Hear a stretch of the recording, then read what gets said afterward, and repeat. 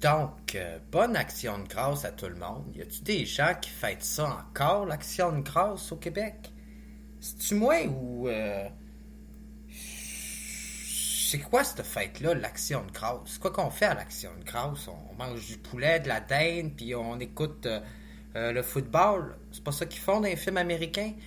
Il y a juste Google qui a l'air à penser que tout est fermé au Québec à l'action de grâce, que l'action de grâce c'est full important au Québec.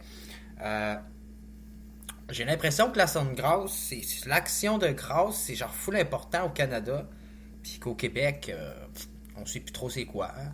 Fait que c'est pour ça que Post Canada est fermé, mais que la SQDC et la SAQ est encore ouverte. Comment ça se fait qu'au Québec, on a de la misère d'avoir un jour férié pour le jour de la réconciliation, puis de la fête autochtone, le jour de la vérité? Mais par exemple, pour l'Action de grâce puis les fêtes religieuses, il n'y a pas de problème pour avoir des jours fériés. Il n'y aurait pas un manque d'inclusion. Comment ça se fait qu'il y a plusieurs organismes communautaires puis des aides alimentaires qui sont fermés le jour de l'Action de grâce? Hey, ça rend-tu pas un peu service au monde, ça? Donc, c'est ça. Aujourd'hui, au sens critique, c'est le dindon de la face. On va parler de volaille, de dindon, de poulet, de police. On va parler des policiers à Ville-Saguenay en cette fête de l'Action de grâce. On va parler de cette culture religieuse discriminatoire qui manque d'inclusion sociale dans notre société. Donc, gros sujet pour l'Action de grâce, gros sujet pour faire pogner la chicane dans votre famille. Donc, au sens critique, on parle toujours de sujets politiquement corrects et incorrects. Donc, aujourd'hui, on n'est pas exclu de ça. Bienvenue au sens, le sens critique. Critique. On accuse constamment les Québécois d'être des suprémacistes blancs, racistes. D'un côté, on accuse une gauche radicale, d'un côté, c'est la faute d'une droite radicale. Donc, c'est un article qui est ressorti dans Radio-Canada. Radio-Canada Saguenay-Lac-Saint-Jean qui nous informe que la police de Saguenay ferait mauvaise figure. Le SPS, le service de police de Ville-Saguenay, ferait mauvaise figure en matière d'inclusion sociale et de la diversité. Semblerait qu'on dénonce des processus discriminatoires dans les processus d'embauche de nos policiers au Saguenay, à Ville-Saguenay. On nous dit dans le fond que bien expérimenté, avec un bon CV et une belle expérience professionnelle, on a tout de même refusé d'embaucher des candidats autochtones à la police de Ville-Saguenay. Donc, selon les données obtenues grâce à la loi à l'accès à l'information, mais que le SPS, le service de police de Ville-Saguenay, ils ont d'abord refusé de révéler les informations à Radio-Canada, imaginez-vous. Ben, selon ce qu'on a établi, il n'y a pas du tout d'Autochtones au sein de la police de Ville-Saguenay. Il n'y a aucun membre des Premières Nations qui travaille dans le service de police de Ville-Saguenay. Et ça, malgré le fait qu'on les appelle constamment, très souvent, pour gestionner des personnes autochtones dans les maisons pour sans-abri, dans le domaine communautaire, dans la rue, dans l'itinérance. Il n'y a aucun policier de couleur autochtone qui représente fièrement l'orange et le mauve et les couleurs des Premières Nations dans le service de police de Ville-Saguenay. On nous informe qu'on retrouve une seule personne issue d'une minorité visible sur les 238 policiers de la ville, soit 0,4% des effectifs. Donc, il n'y a même pas 1% des policiers à Ville-Saguenay qui sont issus des minorités culturelles. Mais ça va encore plus loin parce qu'on nous dit que certaines personnes qui ont postulé pour être embauchées au service de police de Ville-Saguenay ont été recommandées par des amis, par des collègues, par des membres de la police qui travaillaient même dans des services de police de d'autres villes et de celui de ville de Saguenay. Donc, parmi ces policiers qui ont postulé lors des dernières rondes d'embauche, certains étaient pourtant dans un corps policier autochtone ou de la Sûreté du Québec et détenaient même le grade de sergent pour certains. Ils avaient aussi obtenu des recommandations internes de policiers de Saguenay qui les considéraient comme un atout pour l'organisation. Donc, c'est pas des deux de pique qu'on a refusé d'embaucher, là. On a refusé d'embaucher des CV qui étaient étoffés, des CV qui avaient toute l'expérience requise pour travailler, pour exercer la profession de policier au sein de la police de Ville-Saguenay, mais il semblerait qu'à Ville-Saguenay, on soit plus porté à choisir les personnes de couleur blanche, plutôt que les minorités visibles ou issues des Premières Nations ou des peuples autochtones. C'est la triste réalité, c'est ce qu'on dénonce aujourd'hui à Radio-Canada. Il y a beaucoup de gens dans l'organisation qui font face à l'incompréhension. Parce qu'on dit que le rejet des candidatures sont rares et qualifiés d'exceptionnels par plusieurs sources. Puis que ça a provoqué beaucoup d'incompréhension parce que d'autant plus qu'il y a juste 10 des 15 postes qui étaient disponibles, qui étaient pourvus à combler au printemps dernier, qui ont été comblés. Donc, il reste encore 10 des 15 postes. Donc, il reste encore 5 des 10 des 15 postes qui ont été comblés. 10 postes qui ont été comblés, 5 de disponibles et on refuse toujours de donner une place aux personnes issues de minorités visibles. Là, on a un ancien policier au gradé qui déclare qu'il y a un certain malaise dans l'état-major, une forme de racisme systémique. Ils ne prennent pas le temps de comprendre les différences de ces candidats dans le cadre du processus d'embauche, mentionne un haut gradé qui souhaite garder l'anonymat. Hey, quand tu souhaites garder l'anonymat, là, ça parle. Ça veut tout dire. Quand tu veux garder l'anonymat, c'est parce que tu as peur d'avoir des représailles puis de te faire taper ses doigts, là. Ça montre-tu à quel point qu'il doit exister une culture malsaine au sein de la police à Ville-Saguenay? Il y a d'autres sources policières qui dénoncent le retard du SPS, du service de police de Saguenay, en matière d'inclusion. Ils soulignent que de plus en plus d'Autochtones et d'immigrants vivent à Saguenay, ce qui aurait dû rendre le profil de ces candidats plus attrayant pour améliorer les interventions dans la communauté ou auprès de la communauté, selon certains. Selon un avocat en droit civil, Rémi Bourget nous dit qu'il semble y avoir une conjonction de faits précis, concordants et graves, qui ont les apparences de discrimination à l'embauche, selon lui. Selon les faits, les sources de l'avocat Rémi Bourget, les candidats qui ont donné leur CV à Ville-Saguenay, ils travaillent dans des corps de police qui sont très exigeants en matière d'embauche. Ils ont des CV très étoffés. Alors, ça devient très difficile de croire que ces gens-là n'avaient pas les compétences pour être policiers pour la ville de Saguenay, soutient l'avocat en droit civil et constitutionnel. Pour vous donner un exemple, il y a l'un de ces policiers-là qui a été écarté, qui était auparavant avocat au Brésil. Il détient une maîtrise en droit international. Il a parlé 4 langues. Il est diplômé en technique policière du Collège d'Alma. Il a été décoré pour son parcours exemplaire et a ensuite obtenu le prix des instructeurs à l'École nationale de police à Nicolette. En plus d'être constable, il enseigne aux futurs policiers autochtones au Collège d'Alma. On dit que d'autres candidats issus de minorités ou autochtones, avec des expériences variables, ont aussi trouvé du travail dans d'autres services policiers après avoir été évincés du processus à Saguenay. Fait plus étonnant, la direction du SPS, du service de police de Saguenay, a décliné les demandes d'entrevue à Radio-Canada. Le président de la Commission des ressources humaines de la ville de Saguenay, Martin Harvey, assure toutefois qu'il n'y a pas eu de discrimination et que c'était une question de compétence. Quand les gens ne répondent pas aux critères qu'on a fixés, ils ne sont pas pris. C'est de même que ça fonctionne à Ville-Saguenay, il a expliqué. On dit complètement que le Saguenay est en queue de peloton.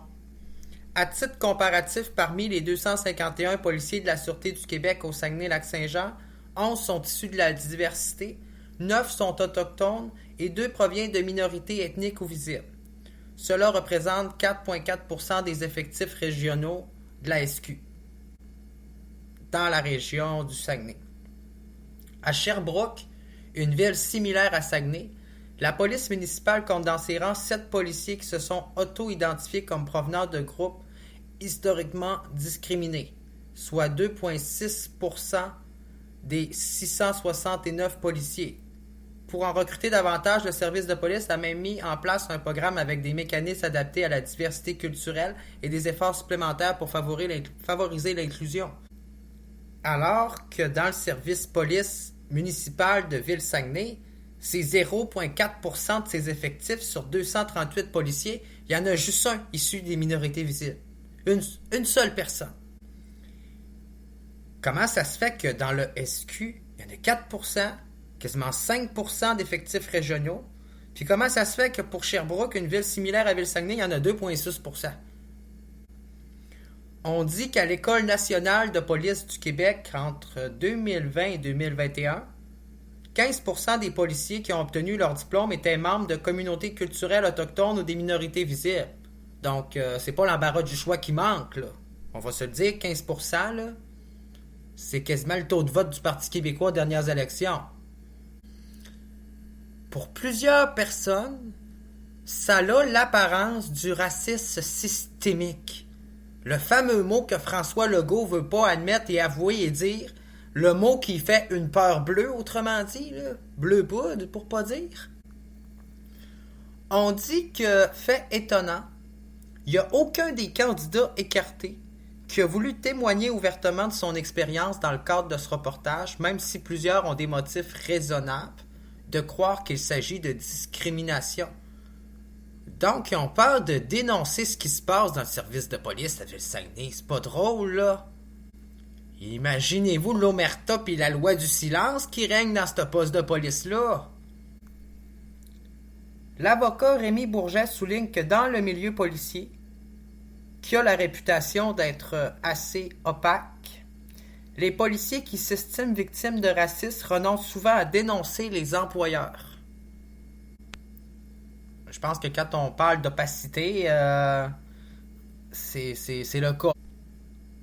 On dit que les gens n'osent pas sortir et parler contre la machine. Ils sont craintifs, souvent à juste titre, des représailles et des répercussions futures.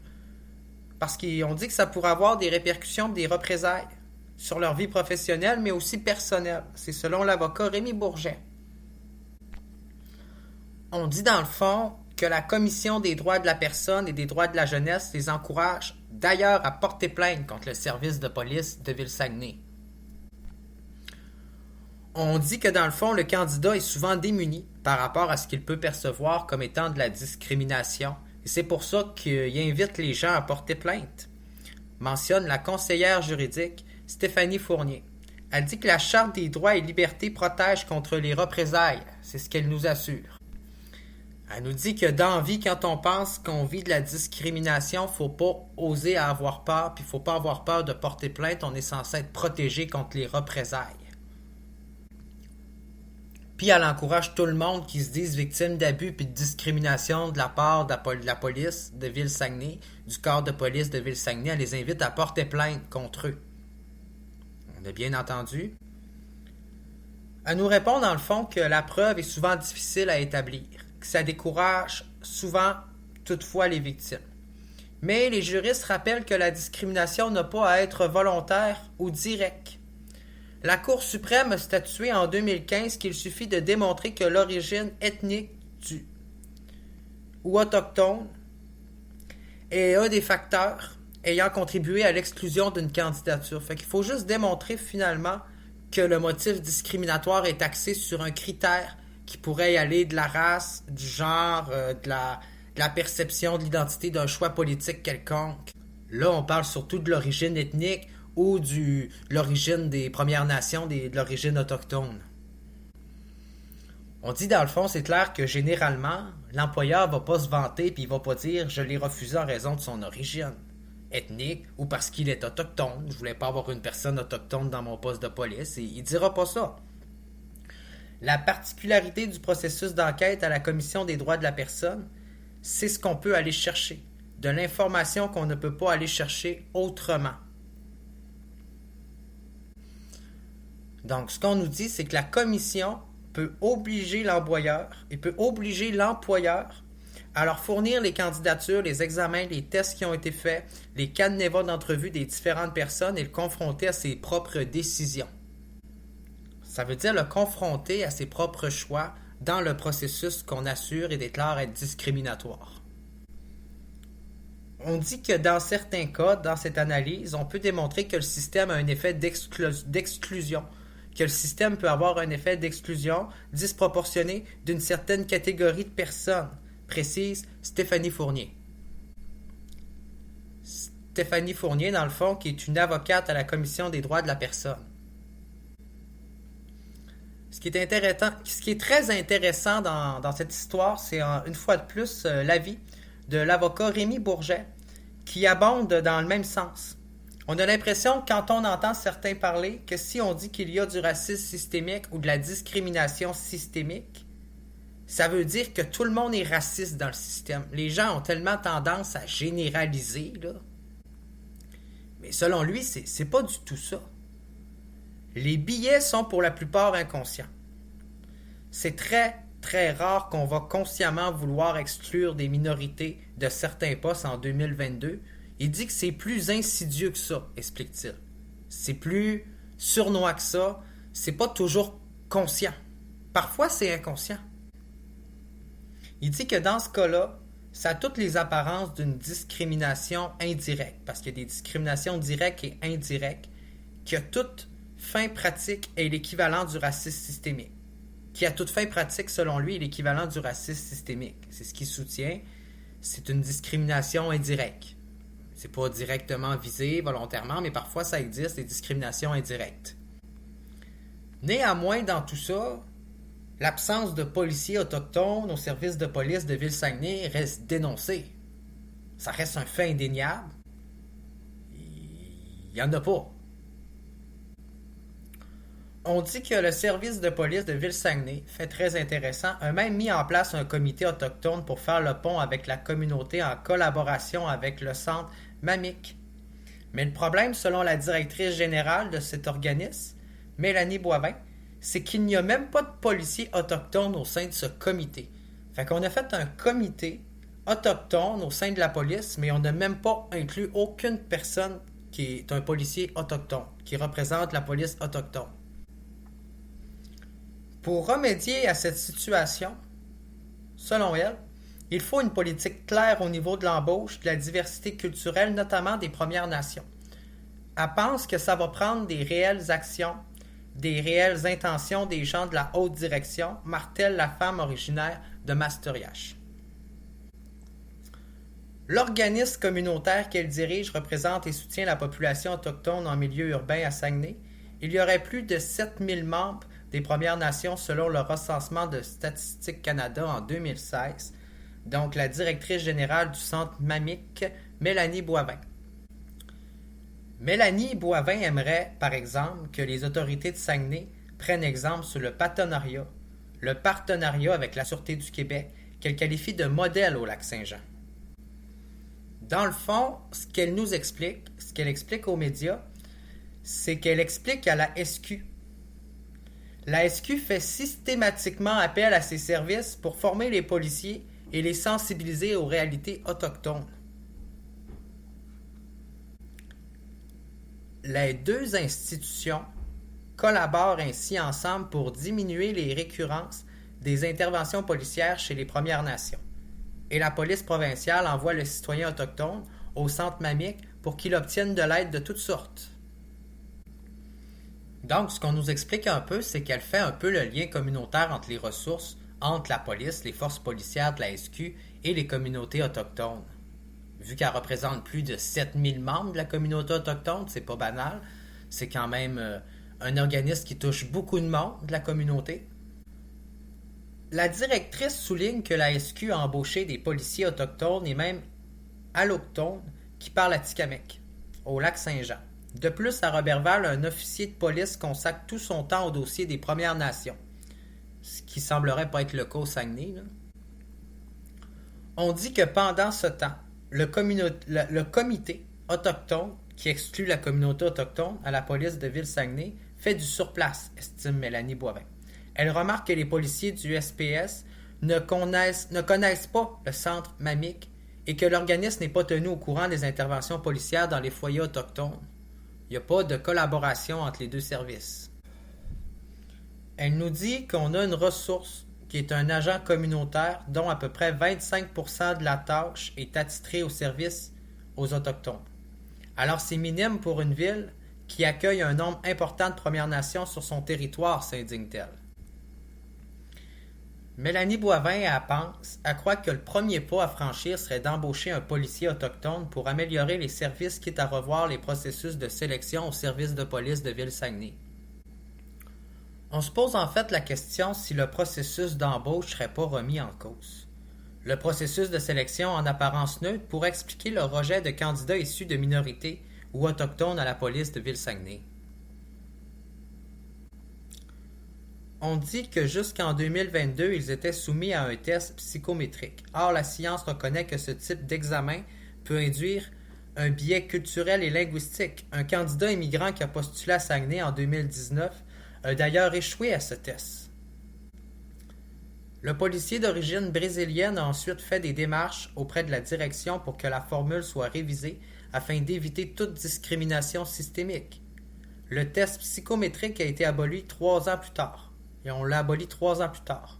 Le policier a donc tenté sa chance à nouveau cette année, mais il n'a pas été sélectionné, encore une fois. On nous révèle que dans un courriel interne daté de décembre dernier, dont Radio-Canada a obtenu la copie, la direction du SPS mentionnait qu'une nouvelle procédure était en place pour remplacer les départs à la retraite, parce qu'il y a beaucoup de policiers qui partent à leur retraite à Ville-Saguenay, on en parle beaucoup. Le prochain processus comportera des modifications pour permettre une sélection plus large de profils et avoir au final une plus grande diversité. Le savoir-être est devenu un enjeu majeur parmi les critères de sélection lors de l'évaluation globale d'une candidature, pouvait-on lire. La direction invitait du même coup les policiers à lui soumettre des noms pour éviter de passer à côté d'un candidat intéressant. Donc, je ne sais pas trop sur quoi que ça se base. Une diversité basée sur le savoir-être. Bref, on dit que or les candidats appelés en entrevue ont été questionnés à savoir comment ils réagiraient s'ils devaient effectuer une intervention avec un collègue raciste auprès de minorités culturelles. Dans le fond, pour les gens qui ne comprennent pas ce que je viens de dire, là, imagine-toi, tu es un policier de couleur, tu viens d'un autre pays, d'une autre culture, tu es un immigrant, puis là, tu t'en vas passer à une entrevue pour devenir policier à Ville-Saguenay. Puis là, on te demande comment tu réagirais si tu travaillerais avec un collègue de travail qui serait raciste, puis qui ferait un propos puis un commentaire raciste avec une personne qui serait en état d'arrestation, mettons. On s'entend-tu que la question est très désappropriée et pas appropriée, là? Cette question-là est malaisante. Comment tu veux, c'est quoi tu veux répondre à ça? C'est quoi la bonne réponse à ça? C'est ça que j'aimerais demander au service de police de Ville-Saguenay. C'est quoi la bonne réponse à ça? Ça met pas une pression sur un candidat racisé à se demander, je vais-tu travailler dans un poste de police avec des employés racistes, moi? Pour l'avocat Rémi Bourget, ça semble assez évident.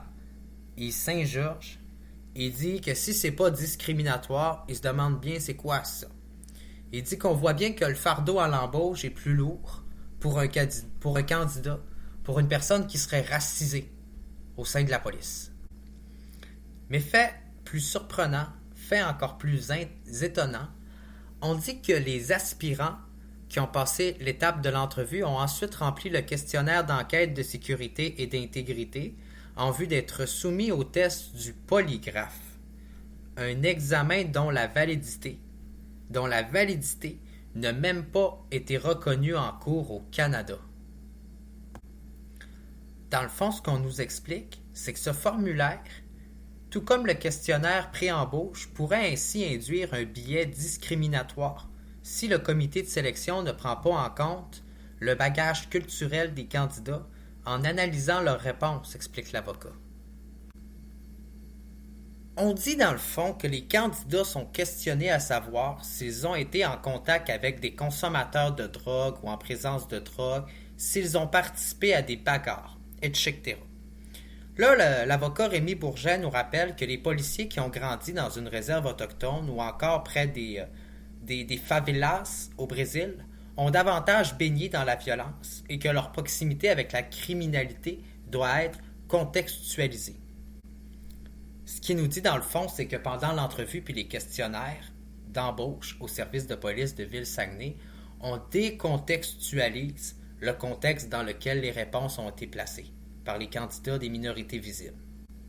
On s'entend-tu que quand tu viens du fin fond de Rio, là, dans les quartiers défavorisés, dans les bidonvilles, là, où il y a des gros cartels de drogue, c'est dur de dire que tu viens pas d'un milieu défavorisé en contact avec le crime et la drogue. Ça veut pas dire que tu y participais et que tu adhères à ça.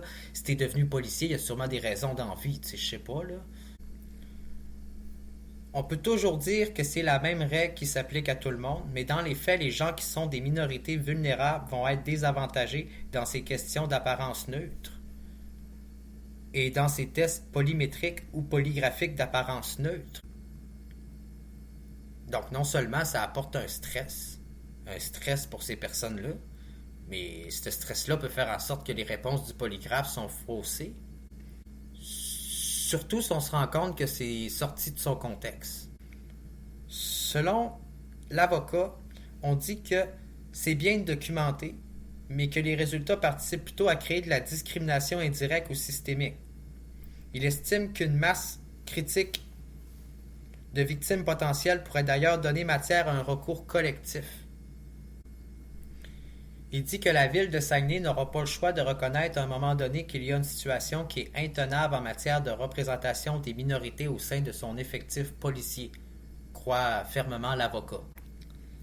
C'est sûr que quand tu es une personne blanche qui a grandi au Canada, au Saguenay, loin de la violence dans des quartiers, des petites banlieues favorisées, c'est décontextualisé lors d'une entrevue de te demander si tu as côtoyé la violence de près. C'est sûr que par rapport à une minorité visible qui vient peut-être d'un pays du tiers-monde où il y a une violence, où il y a du crime, où il y a de la désorganisation ou des organisations criminelles, ben il se pourrait que ça porte gravement atteinte au processus d'embauche dans les questionnements un peu ambigus de Ville-Saguenay. D'ailleurs, un polygraphe, on fait passer des tests de polygraphe aux policiers à Ville-Saguenay. Est-ce que tout ça est valable en cours?